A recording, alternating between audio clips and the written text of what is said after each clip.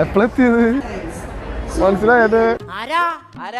എന്നെ ഓർമ്മല്ലേ സ്കൂളില് അന്ന് കോമ്പസ് കൊണ്ട് കുത്തി ഓർമ്മണ്ട?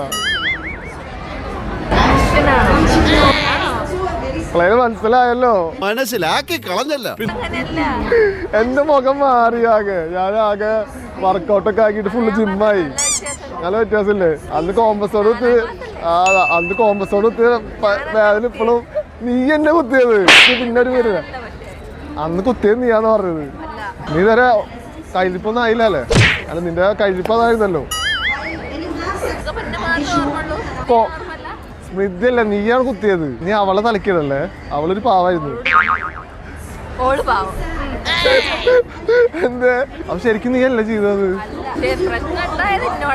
എനിക്ക് ഞാൻ ക്ഷീണമൊന്നല്ല, ഞാൻ പ്രാങ്ക് ആക്കിയതാ സത്യമായിട്ട്. ശരിക്കും ഉണ്ടായിണ്ടാ?